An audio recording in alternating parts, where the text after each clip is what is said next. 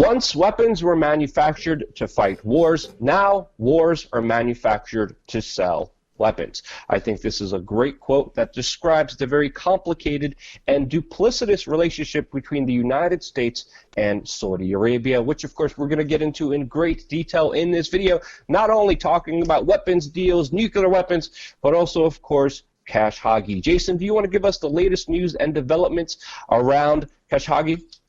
Yeah, so there's a lot coming out in the past couple days. There's reports, and this is Al Jazeera, I believe the Washington Post is the one that originated the story, is that the Saudi Arabian kingdom is actually furnishing Khashoggi's kids with 5-figure payments a month. What does that mean? At least $10,000. There's varying reports of how much that is, and gave them homes in exchange for their silence in the media over the murder of their father. And this is just one of the growing developments, but I wanted to highlight this because this is how it actually works.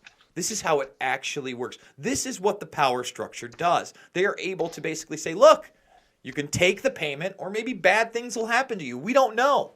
So wouldn't you rather take the payment?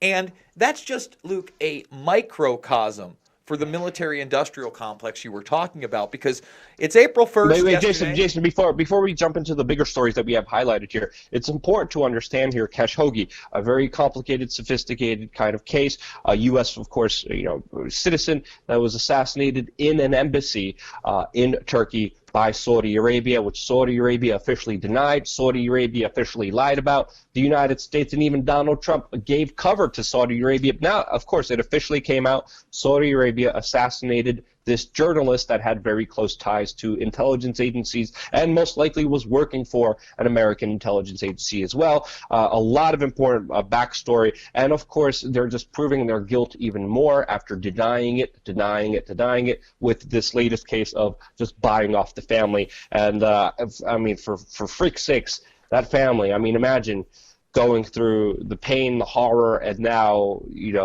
having money in a house that, I mean, it's just very difficult to even comprehend, but it gets more sophisticated than just that on the basic personal aspect, right, Jason? Yeah, again, this is a business, so it shouldn't be a surprise that Lockheed just clinched another $2.4 billion deal of THAAD or THAAD missiles to where? The Kingdom of Saudi Arabia.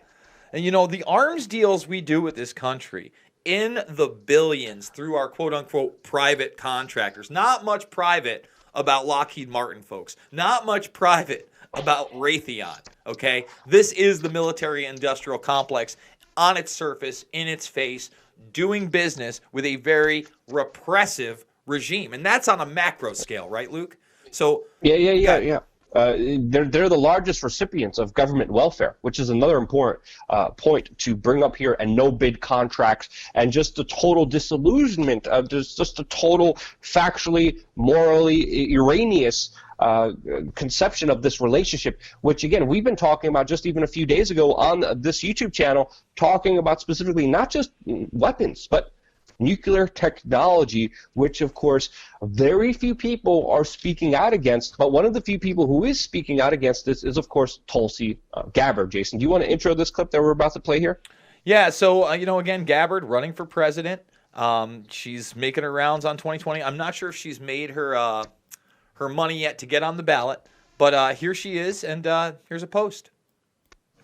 President Trump's recent approval for U.S. companies to sell nuclear technology to Saudi Arabia is both mind-blowing and inexplicable.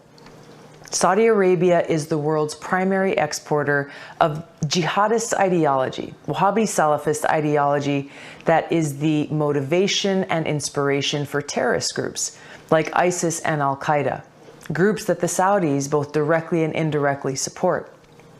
So President Trump needs to answer this question.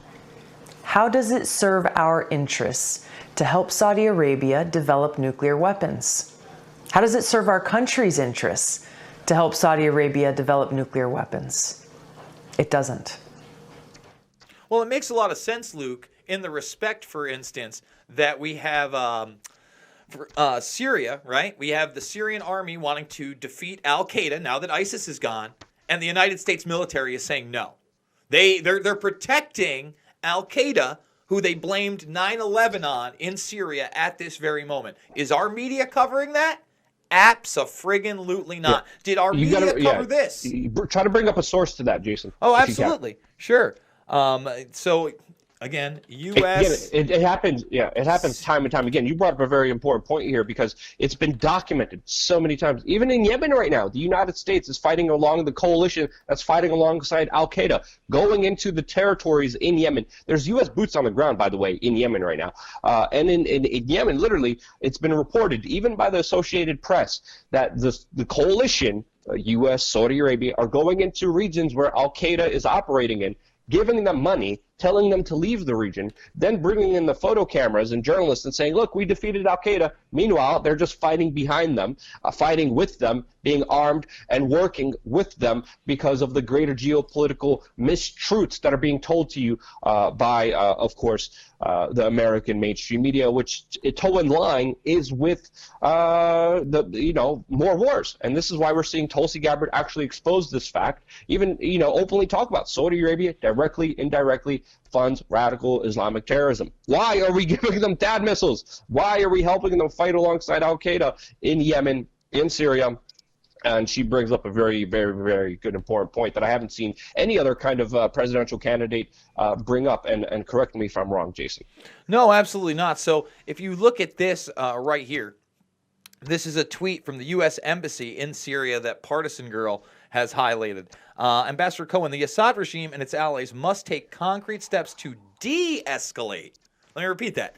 De-escalate military operations and end forced disappearances, release innocent civilians held in detention, and permanent, rapid, safe, and unhindered access for humanitarian agencies across Syria. So this coincides with Bashar al-Assad saying now that, ISIS is gone, we're going to take over. This is the same day. So actually, this is today. This was published an hour ago, and 2 days ago, the U.S. said no. Meanwhile, Luke, while you were just discussing how we're different, in Yemen, it's okay. We got 8 airstrikes conducted since January 1st. So in Yemen, where Al-Qaeda is not our ally, we're conducting airstrikes with Saudi Arabia and Israel. Okay, that's okay. But when Bashar al-Assad... No, they are. Jason, the Associated Press, this is, again, disinformation that we're seeing from the military-industrial complex, from the U.S. Pentagon, going to the mainstream media, giving them a script and saying, read this. This is why we're seeing attack against Al-Qaeda. It's been, again, documented time and time again that Al-Qaeda is fighting mainly the Houthi rebels. The main target against the U.S. Saudi Arabian coalition in Yemen is the Houthi rebels because they're some of them are linked in, factioned in with Iran. The Al-Qaeda rebels are the ones that have been documented, paid off by Saudi Arabia, by the U.S. coalition inside of Yemen. Again, we're getting disinformation and accounts from the Pentagon, from the military-industrial complex, which I would question severely on this level because it contradicts directly the action that has been made and documented before that I saw personally. So the other big story that's kind of a microcosm of all this military-industrial complex talk is this one. Members of Saudi hit squad that killed Jamal Khashoggi, guess where they received their training? By a private firm in the United States. That's right. So the people that they are accusing of killing Khashoggi had training in this country. And remember, whenever the CIA or the NSA is training, rogue intelligence networks like they did in the 80s and 90s and got caught, right? They usually use front organizations. And I'm not saying this is a front organization, but it is now being widely reported in the media that several of these people were trained, this Washington Post story, in Arkansas. Okay? Arkansas firm pops up in Khashoggi probe. Wait a minute. Isn't Mena, Arkansas in particular, where this happened under Clinton's regime? Almost the same exact thing? So odd. But now it's a privatized organization. So once again, they're not really letting us know what years this happened. But look, mercenaries, it's an industry for hire, bro. We will take people from all across the world. We will train them in intelligence, interrogation, advanced interrogation techniques, and then we let them loose, and there's zero accountability. So there's just so much going on now with this Khashoggi case, months and months on, that I think it's important. Everything's kind of been pushed into the backdrop. Our relationship with Saudi Arabia is bigger and better than ever financially and militarily, and nobody is talking about these facts.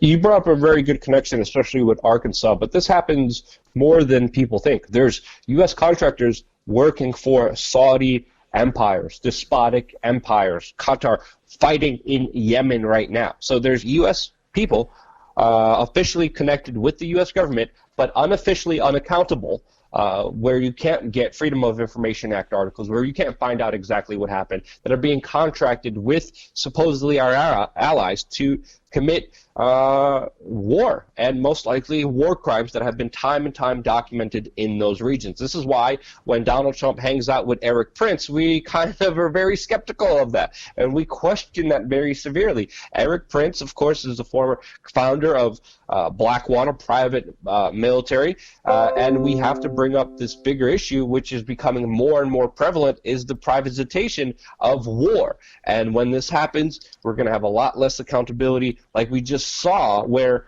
people who are literally trained here, connected here, so many in unofficial ways. We have to understand the private military-industrial complex is ultimately just an extension of U.S. intelligence agencies and, of course, the U.S. Pentagon that work in cohesion. This is all one.